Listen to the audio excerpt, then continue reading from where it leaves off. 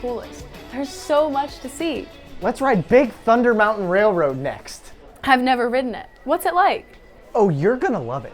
You get to go up this mountain and there are clouds and fire and fun, and it's big and thundery. Now I want to ride it even more. Did you know that each one of the trains on the ride has a different name? Nuh-uh.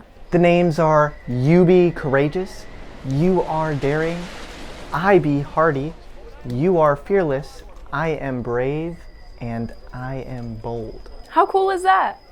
Yeah, just standing here makes me think about Moses.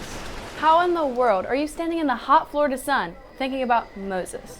Well, the names of the trains remind me of him. Moses was courageous, daring, hardy, fearless, brave, and bold. And not to mention, he was the only one in the Israelite camp that went up to the mountain to meet God. I thought no one could see God and live. You're right about that. But in Exodus, God is talking to Moses, and Moses is like, God, I want to see you. And God was like, you can't handle it. And Moses was like, please, pretty please. And God was like, oh, all right. I can hide you in this rock, and I'll walk by and cover your face so you can't see all of me, but only just a little bit. And then what happened? Well, Moses was super excited and did exactly what God said. God tucked him into the cleft of a rock on the side of the mountain. Moses could feel the earth shaking beneath his feet, and he could hear cracks of lightning as God walked towards him. His hair was blowing all around his face, and the air was crackling with electricity as God's footsteps got closer and closer and closer until... Until what? Suddenly, the light changed all around the mountain. Moses was looking, and a hand covered his eye. The clouds were rolling up above. The feeling that the very air around him was alive grew more intense. And then the hand was gone. And Moses looked around and saw God walk away with thunder, smoke, and lightning covering him like a robe. You are right. Moses had to be brave to stand there and see God with his own eyes.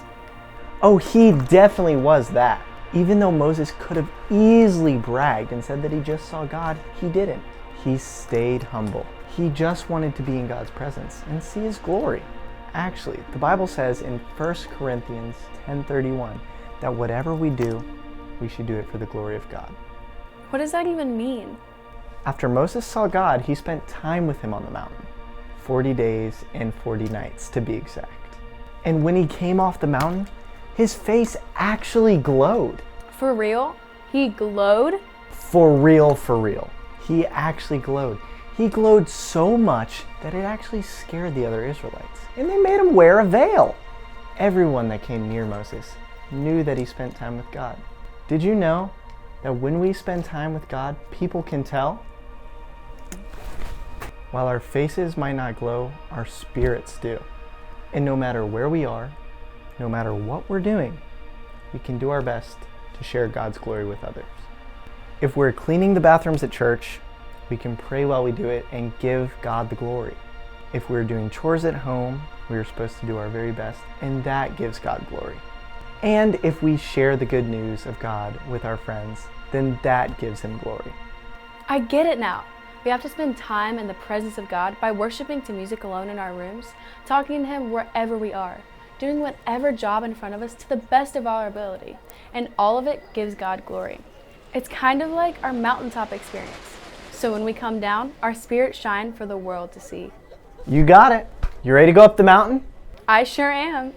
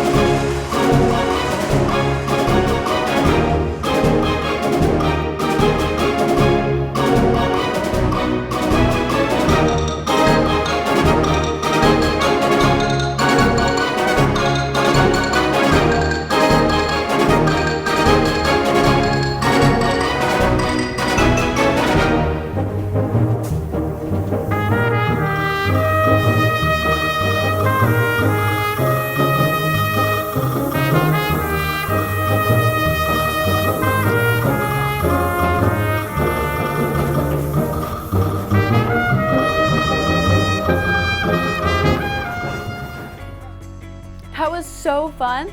I loved how we burst out of the tunnels into the light. Dude, that's exactly what it's like when we go up the mountain in our prayers and in our worship to see God. We go from seeing things darkly to being in His marvelous light. Now I want to go up the mountain again. Lead the way.